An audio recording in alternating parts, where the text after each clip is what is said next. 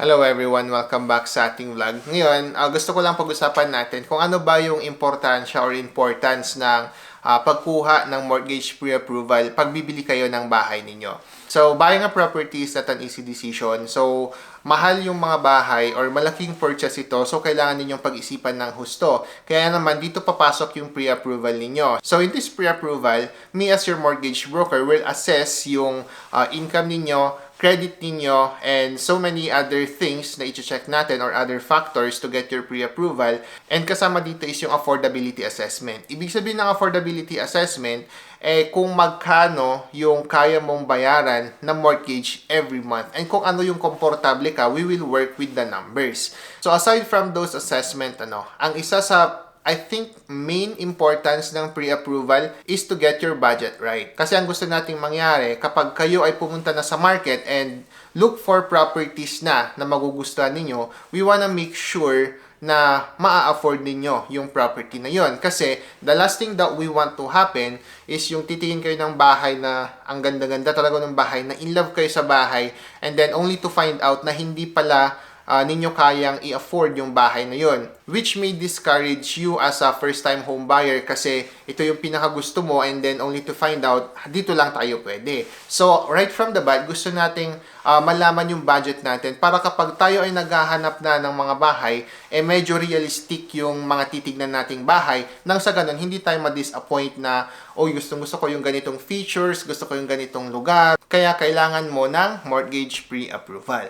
Ngayon, sa mortgage pre-approval, it's kinda simple kung paano siya gawin, no? So, basically, mag-one-on-one lang tayo. I will ask you several questions, dig into your needs, ano ba yung kailangan natin, ano ba yung mga preference natin, kamusta ba yung financial health natin, credit score natin, and whatnot, yung debt situation natin and all. And then from there, malalaman din natin kung ano yung inyong magiging mortgage amount. Tapos ang kailangan lang naman natin dun sa pre-approval ninyo are basic documents like employment letter ninyo, dalawang payslip ninyo if you're working. Tapos kailangan din natin ng identification cards ninyo, government issued, be it your Alberta license or passport or yung health card ninyo or provincial ID. That's totally fine. Aside from that, kakailanganin na rin natin yung bank statement ninyo, no? 3 months bank statement. So, bakit nga ba kailangan natin lahat ng documents na to? Kasi, we wanna make sure na sa pre-approval pa lang, na-filter na natin lahat ng documents or na-check na natin lahat ng documents para kapag nag-live na yung deal ninyo, wala na tayong maging problema. Kasi nga, na-check na natin lahat ng documents ninyo. Kasi, sometimes, ang nangyayari, sinasabi lang natin na, okay, I'm earning $20 an hour, I'm working 40 hours per week, and then, only to find out later on na sa letter of employment, hindi ganun yung stated dun sa letter of employment mo. Maybe yung letter of employment mo, sabi lang niya, you're working $20 an hour and then a minimum of 30 hours per week. So that changes everything na.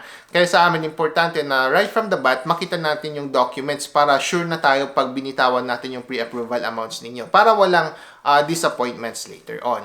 Ngayon, another factor sa pre-approval natin is yung credit check.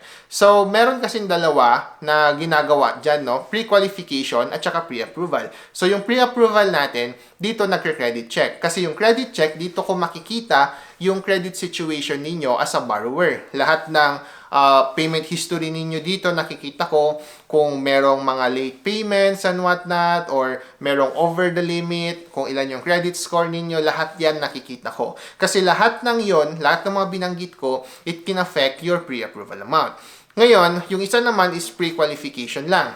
Pre-qualification, hindi tayo nagpo-pull ng credit dito, so nagbe-base lang tayo doon sa best estimate ng clients natin, and this will result into a pre-qualification amount na very subjective pa doon sa documents na i-present ninyo later on. And I highly discourage yung pre-qualification. Why? Kasi hindi ito firm. Hindi natin sure kung yung sabihin ko, pre-qualified kayo for 500,000, you can't take my word on that kasi it can be na kapag pinol ko yung credit ninyo, may makita tayong mga missed payments or over the limit accounts, or yung credit score ninyo is hindi ganun kaganda, and magkakaproblema tayo sa lender later on. That's why sa pre-approval pa lang, we check everything upfront. So para bang dalawang checking ang nangyayari. First is yung pre-approval checking natin. Chine-check ko na lahat ng documents ninyo.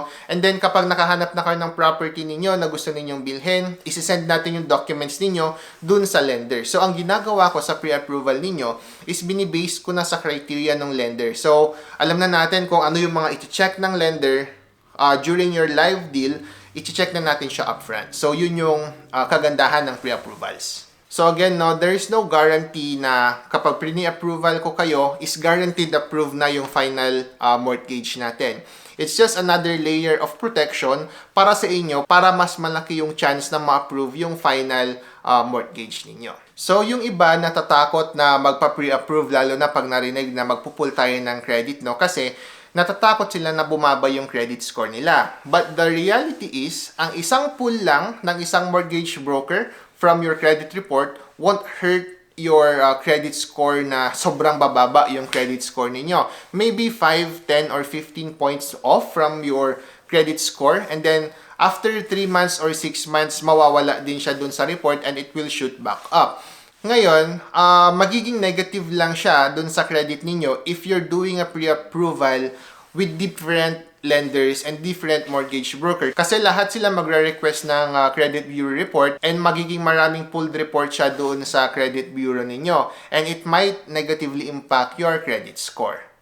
So again, if it's just a one-time credit pull from a mortgage broker na isa lang, it shouldn't be that much of a problem. Now, talking about credit report and credit scores. So, may mga free online applications din na pwede ninyong i-check yung credit score ninyo, credit health ninyo online. So, pwede kayo pumunta sa my Equifax or Credit Karma. So, these are free credit report softwares, no, na pwede ninyong gamitin para na monitor ninyo yung galaw ng credit report ninyo. Kasi, meron dito sa credit report dito sa my Equifax tsaka sa Credit Karma, makikita nyo dito kung sino yung mga nag-pull ng report ninyo. And sometimes, it's also important to check that kasi ayaw nating mabiktima tayo ng identity theft. Kasi nakikita ninyo doon kung sino ba nag-pull. Pag hindi nyo kilala kung sino yung nag-pull na yon, or you are not aware na merong nag-pull ng report ninyo, call them immediately and, investigate further.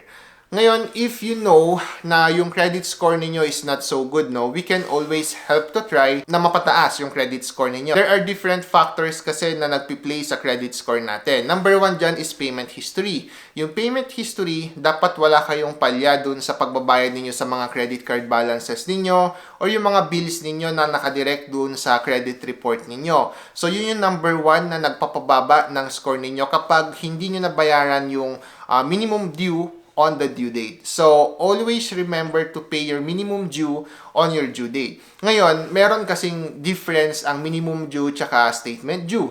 Ngayon, yung statement due ninyo, yun yung talagang utang ninyo for that pay period. And minimum due, ibig sabihin, yun lang yung pinaka minimum na from the word itself na kailangan ninyong bayaran. So, normally, ang minimum due natin is $10. So, make sure lang na binabayaran ninyo yun every month doon sa statement due date ninyo.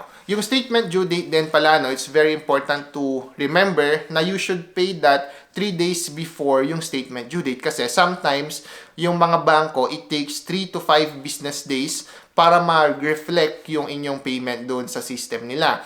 So, you always want to be ahead of time rather than beating the deadline. So, yun yung number 1 na nag-i-impact ng credit report natin. Second is yung credit utilization natin. Ibig sabihin ng credit utilization, if the bank gave you 10,000 na credit limit and yung utang ninyo doon is $1,000 at your statement date, ibig sabihin you have a utilization rate of 10%.